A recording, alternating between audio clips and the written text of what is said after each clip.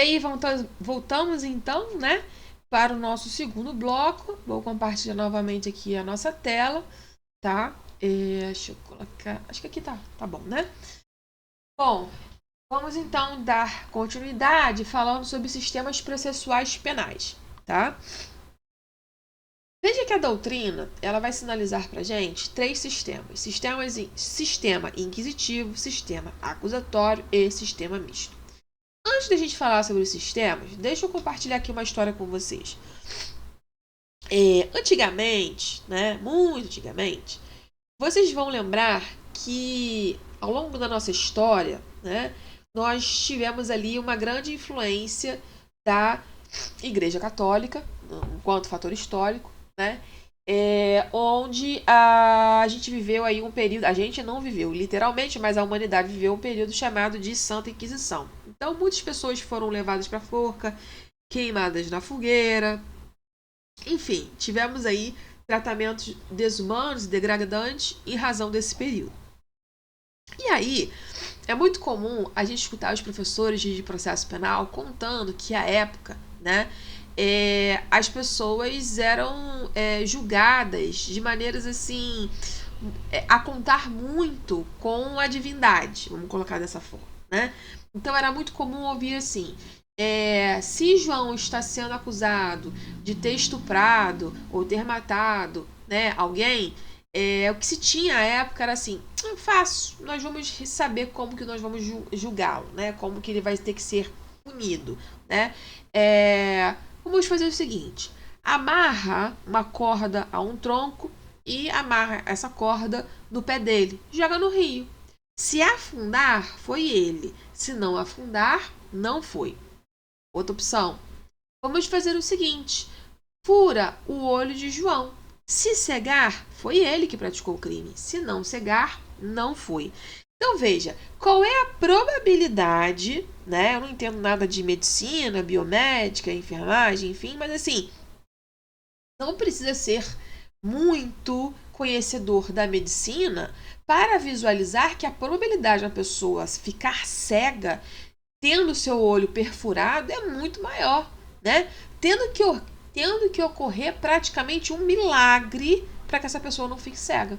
Então essa noção do divino interferia muito, né? Na forma onde os homens eram julgados. Porque se a pessoa, ao ter o olho perfurado, não ficasse cega, é como se Deus estivesse perdoando aquela pessoa, ou até mesmo dizendo que não foi ele que praticou aquele crime, mas caso tenha praticado aquela conduta, né, imoral e criminosa, ele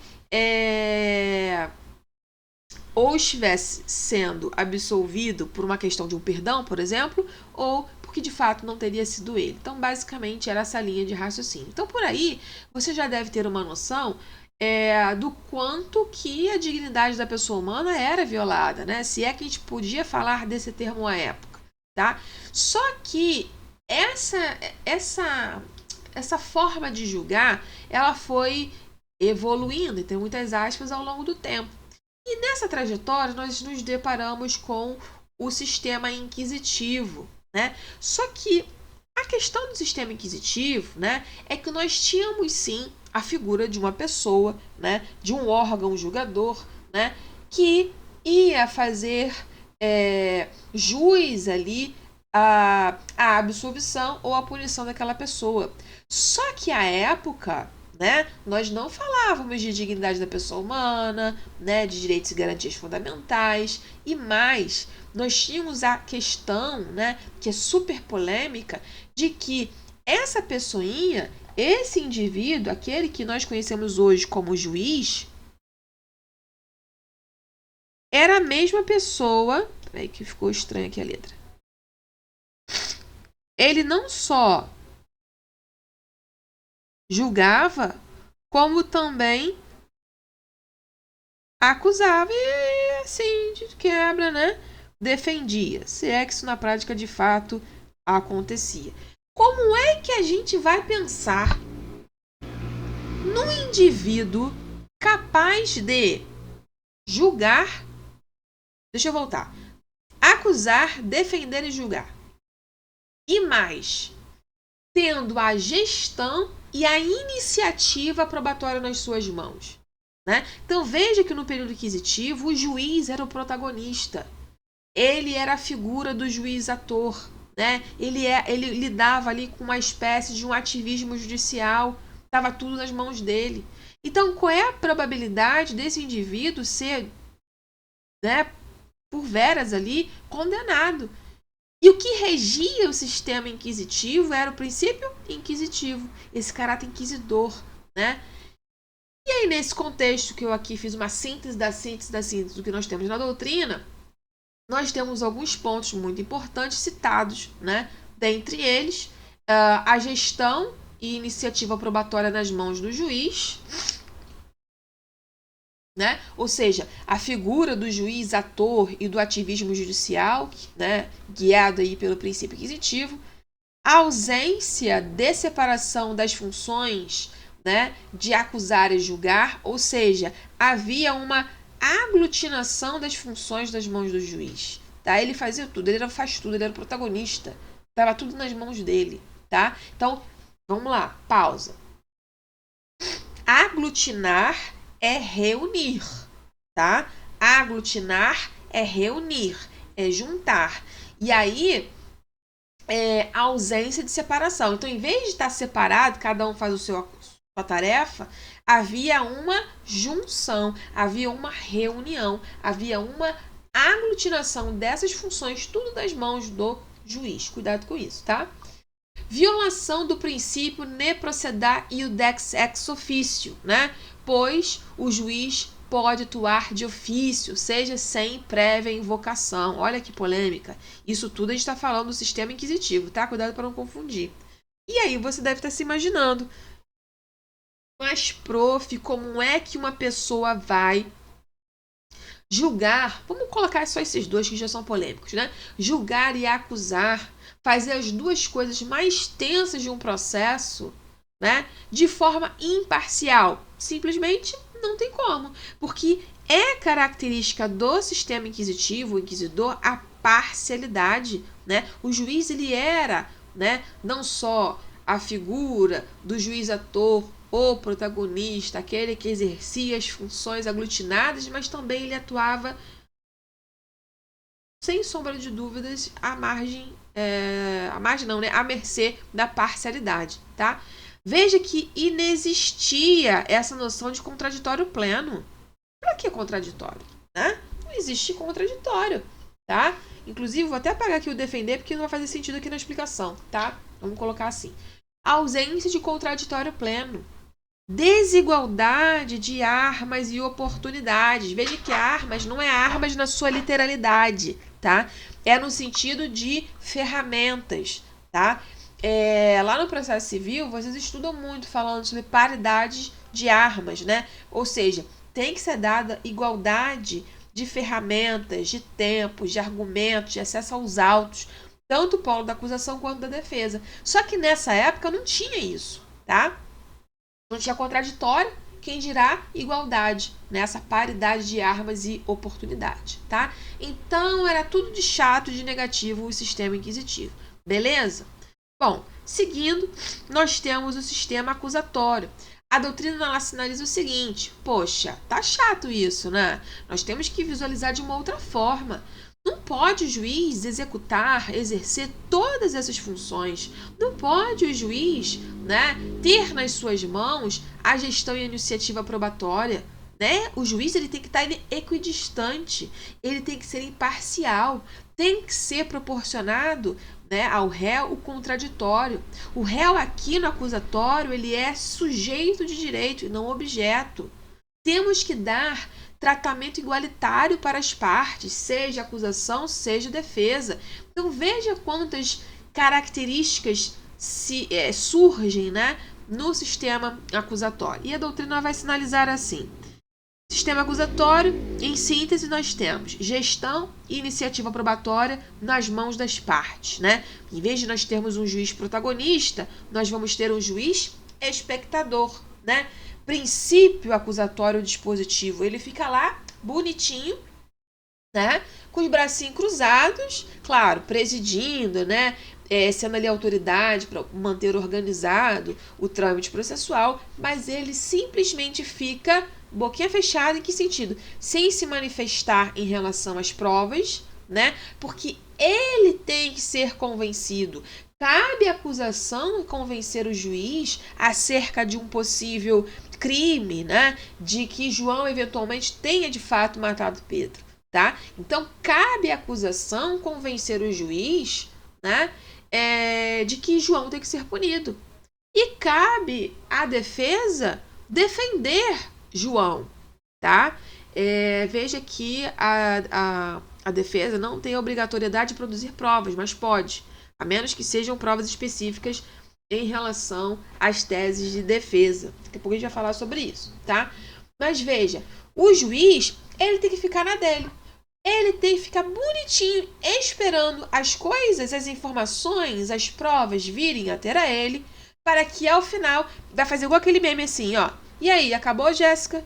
Quando Jéssica acabar, quando Jéssica acabar, né? Todo mundo falou o que tinha que falar, alegou o que tinha que dizer, testemunhas falaram, arguíram o que tinha que arguir. Aí sim, ele vai ter o tempinho dele ali, né? Para fazer as suas considerações e proferir a sentença. Tudo bem? Considerando que ele é parte equidistante. Ele tem que ser imparcial e observar esse contraditório. Nós vamos falar mais sobre contraditório quando falarmos sobre os princípios, tá? Os princípios processuais penais, princípios constitucionais processuais penais, tá? Igualdade de armas e oportunidades, né? Tratamento aí igualitário. Aqui, ó. Radical separação das funções de acusar e julgar durante todo o processo. Lembre-se que nós estamos falando aqui, ó, de devido processo legal, tá? Observância do princípio ne procedar iudex ex officio. O juiz, ele não pode atuar de ofício, tá? Ele tem que ser provocado, tudo bem? Bom, os demais tópicos eu já tinha explicado, vamos então para o misto. O misto ele é um tanto polêmico, tá?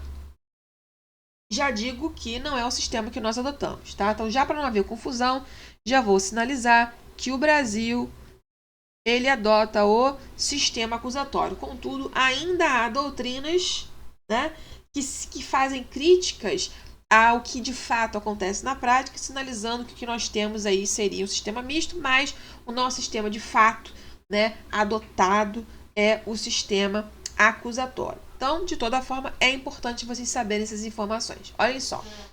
Sistema misto. Se é misto, é um pouquinho de cada coisa, tá? A definição do sistema misto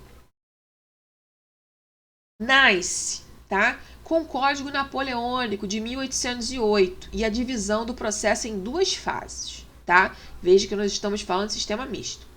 Uma fase pré-processual, mais voltada à investigação criminal, né? E aí essa fase teria um caráter que nos lembra, né, o sistema inquisitório. E temos a fase processual, que é o caráter acusatório, tá? Enfim, como destaca a doutrina, a configuração desse sistema seria caracterizada pela soma de um elemento fixo de cada sistema. Então, teria um ponto fixo de um ponto fixo de outro, misturou, bateu no liquidificador, surgiu o sistema misto, tá? Isso surge com o Código Napoleônico, tá? A abertura de um processo se daria sem acusação. Começou a polêmica, né? Podendo ocorrer com uma notícia crimes ou de ofício pelo juiz, elemento fixo pertencente ao sistema inquisitivo. E era necessária a presença de um acusador distinto do juiz, tá? Elemento fixo pertencente ao sistema acusatório. Considerações. Segundo Renato Brasileiro, quando o CPP, Código de Processo Penal, entrou em vigor, prevalecia o entendimento de que o sistema era misto. Olha a observação.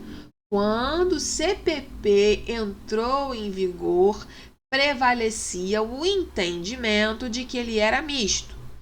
Fase inicial caracterizada pelo inquérito policial, era inquisitiva, porém, uma vez iniciado o processo, tínhamos uma fase acusatória.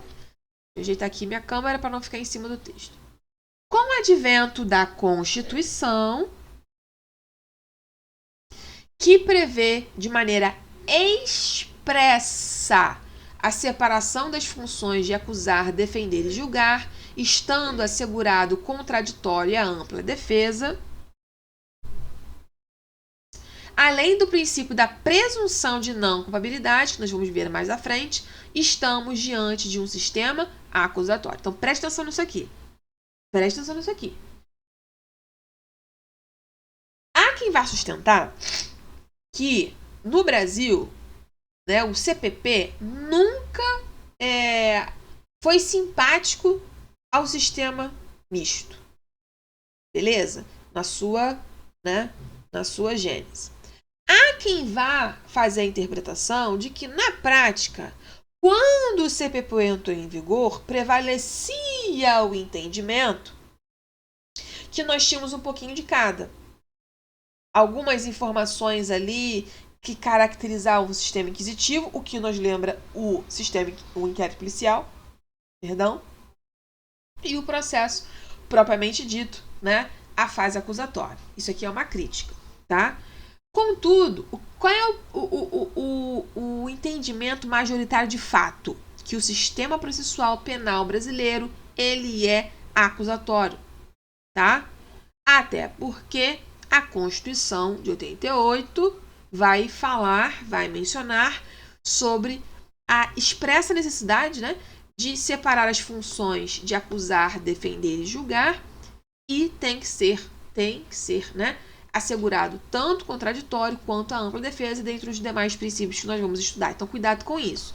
Coloco para você saber que existe essa polêmica, mas que, de fato, a nossa Constituição e a nossa doutrina majoritária, que, obviamente, vai junto à Constituição, vai dizer que não, pera lá, sistema acusatório, não há dúvidas. Tudo bem? Princípios fundamentais do processo penal, que com certeza nós não vamos conseguir terminar nesse bloco, tá? Mas nós vamos dar início. Princípios fundamentais do processo penal. Vejam o seguinte, quando a gente pensa em processo,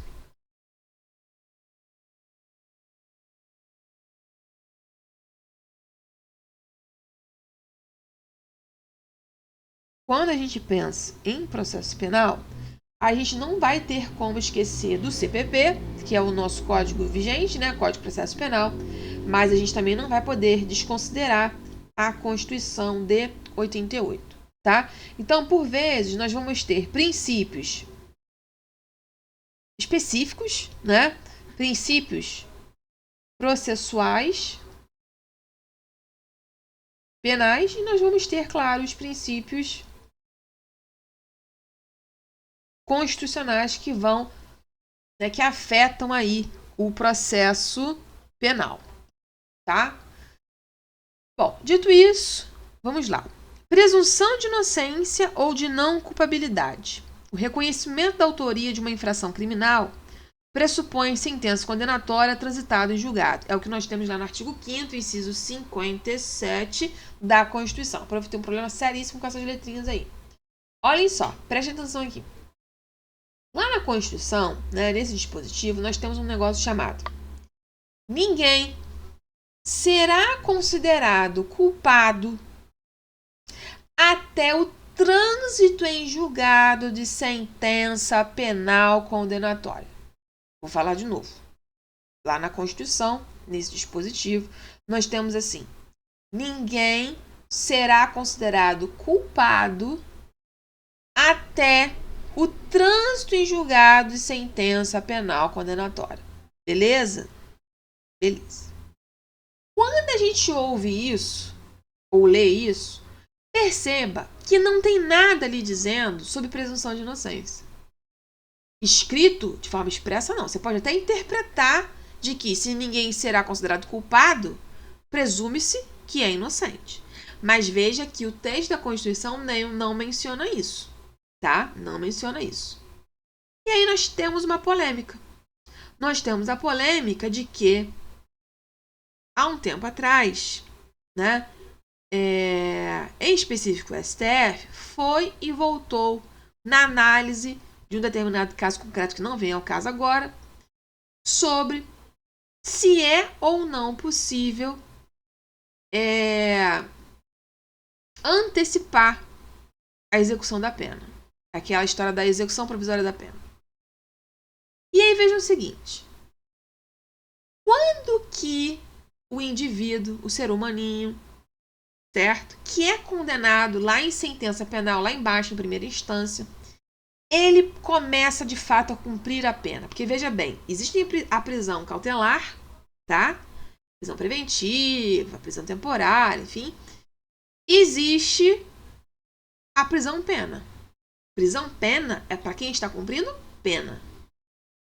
Qual é o marco que nós temos que vai dizer para você, agora, João, você começou a cumprir a sua pena no dia 1º de junho de 2026.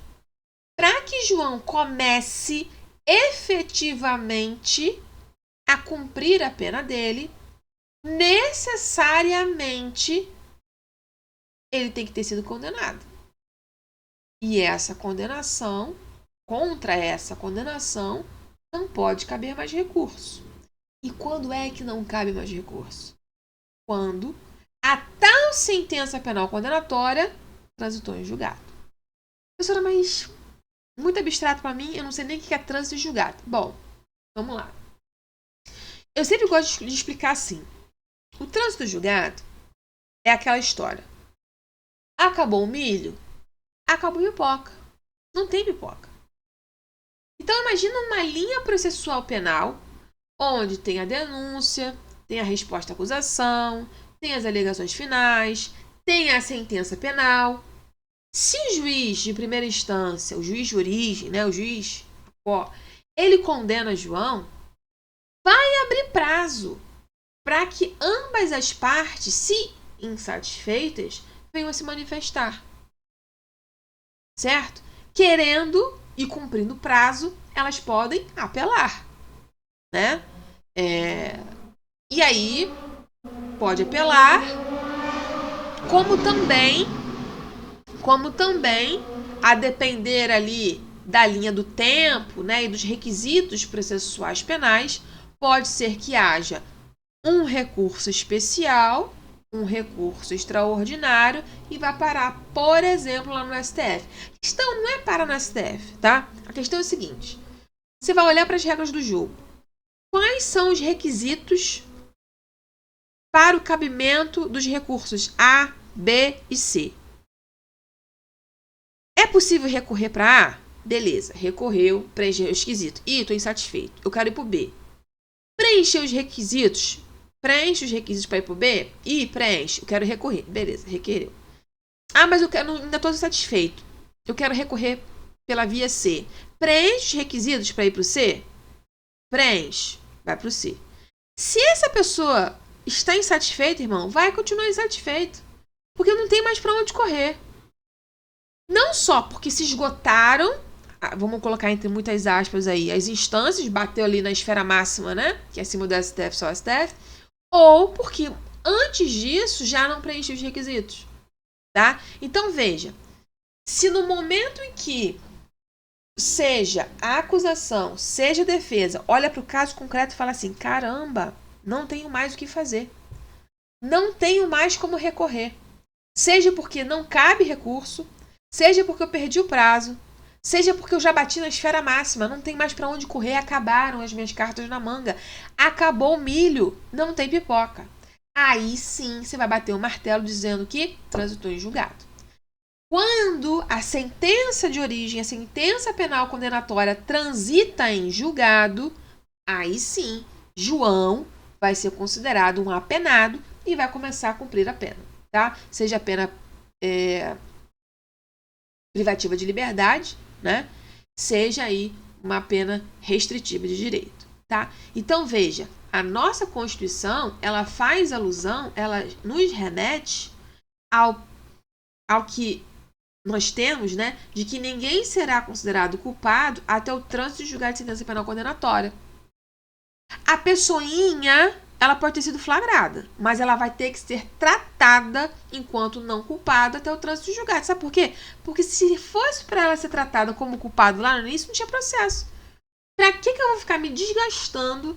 Para que João vai pagar advogado ou vai, né, requerer por assistência na defensoria, por exemplo, se já estão taxando ele como culpado? Não faz sentido, tá? Então, é justamente esse tratamento de não culpado ou de presume-se inocente que faz com que ele ainda tenha a oportunidade, né, de, no curso do devido processo penal, fazer jus ao contraditório, à ampla defesa e por aí vai, tá? Veja que eu ainda não expliquei a diferença de presunção de inocência ou de não culpabilidade, tá? Veja que a doutrina, a grande maioria das doutrinas, tratam presunção de inocência, a expressão presunção de inocência, como sinônimo de não culpabilidade. Assim, na prática, de fato, faz sentido, se você fizer uma interpretação. Mas o cuidado que nós temos que ter é que a nossa Constituição não faz menção direta à presunção de inocência. Ela faz menção, na verdade, à presunção de não culpabilidade. Você quer usar a presunção de inocência? Ok, pode até usar. Mas o marco temporal para que essa pessoinha venha começar a cumprir a pena, para que a pena seja executada, né, é quando transitar em julgado. Agora, lá no Pacto de São José da Costa Rica, nós vamos ter, né, o princípio presunção de inocência, onde o marco temporal é outro. Isso vai impactar muito, porque se nós formos de acordo com o Pacto de São José da Costa Rica, nós vamos começar a pensar na possibilidade de antecipar a execução da pena, a execução provisória da pena, tá? Só que aí nós vamos conversar no próximo bloco de que o que nos rege e o que é mais favorável ao réu é o que nós temos de fato na Constituição. Tudo bem? Então, veja aqui, nós não vamos conseguir terminar esse bloco agora, né? Só a presunção de inocência, a gente tem muita coisa para falar, né? Inclusive, eu acho que tenho até mais detalhes para falar do que está aqui no material, e aí o que eu for falando você vai tomar nota. Mas veja, temos que ter cuidado. E tudo isso que eu estou falando porque é noção doutrinária e jurisprudencial, não está na lei, tá? Então, você tem que anotar, para que quando você vá para a doutrina, você já tem um norte do que você vai ler. Por quê? No exame de ordem, beleza. Eles não vão colocar uma polêmica dessa, né? Se é um, se é outro. Vai ser tratado como sinônimo vida que segue. Mas pode ser que no concurso público, né? Concurso da magistratura, do MP, né? E por aí vai, seja numa questão discursiva, seja numa prova oral, você seja indagado. Qual que é a diferença? Você fala assim, ué, eu não sei diferença nenhuma. Eu achei que fosse tudo igual. Não, eles são tratados como sinônimos, mas quando a gente olha para os seus respectivos dispositivos, né, seus respectivos ordenamentos jurídicos, nós vamos ver que o marco temporal para a execução da pena é diferente. E o que é mais favorável ao réu, pensando aqui no Brasil, é o que nós temos na Constituição, mas isso fica para o próximo bloco. Beleza? Espero que você tenha gostado da aula de hoje. Revise aí essas primeiras informações antes de ir para o próximo bloco. Vou ver se eu consigo deixar algumas questões na plataforma, alguns quizzes para vocês fazerem. E aí depois disso, depois aí de uma revisão, de beber uma água, aí você volta para os estudos e nós vamos seguir nesse mesmo material. Lembrando que nós ainda estamos na aula 1. Beleza? Tudo certo? Combinado? Então, beijo grande e até a próxima aula. Tchau, tchau.